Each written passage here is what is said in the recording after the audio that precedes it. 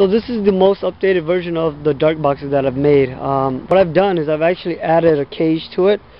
I've sold two before and the cage actually comes off. This time I've actually mounted it onto the dark box so it does not come off. The dimensions are very similar. It's shorter in length, so instead of 32 it's actually at 37, and then the height may be a little shorter, but overall it's still great for powders. I've added this door to the cage, and so now you have two trap in one. So you got that. I will highly suggest putting a rubber band or a spring here just to create tension and to hold the door from opening if the bird does go in, does get trapped. Probably put a pole over here just to hold it and tie it to a string so you can pull the pole and so that can fall. Like I said, everything in here is the same except for the water bottle. So instead of using rocks now, I'm using water bottles because it's easier to control the weight. If the bird is too heavy, add more water. If the bird is too light, throw some water out. And that way it's just easy.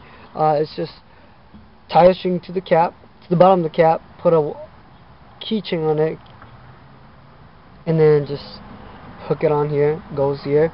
Here, there's a fish line here. Goes down to this eyelet down here. The eyelet screwed into the board, okay? So the board that's the trigger goes to this eyelet, up this rope, this line goes here to the water bottle, okay? Now the door is attached to a different line. So this door has a line that goes through here to this eyelet, which is right up above of it, goes over here to this eyelet, goes down to this washer, okay?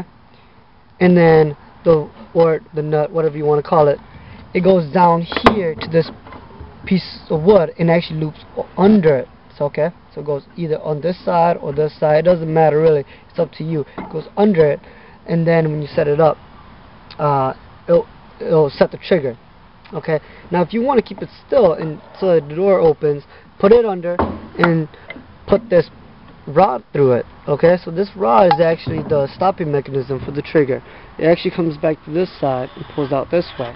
Okay, there's a hole to it. It slides under the board and comes out this way.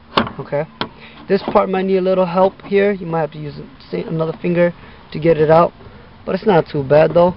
I tried making it the best that I could. It's just, you know, I'm using whatever supply I have here, so that's why these dark boxes are pretty cheap.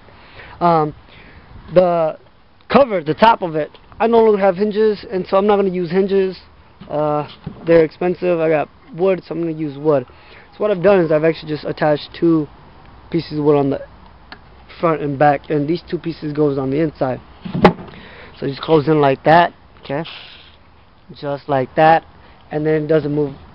It can't move either this way or that way because the two pieces of wood on the inside. It's pretty heavy. I doubt your bird can get out unless there's a raccoon, but hey, you might not want to buy a raccoon, or where there may be raccoons. So that's it. That's the new update to the dark boxes. So now you got two systems in one. So not only is it just one system, now it's two systems. Okay. So you got this setup. If the bird's hesitant to actually go into the dark box and just comes to the landing board, you got that. And then you have the dark box itself. I've added the screen. In my other boxes, it has it too. It comes off. This screen. It's just if you want to tease. So basically, if you want to tease your cockbird or hen before you let it out, just put this in.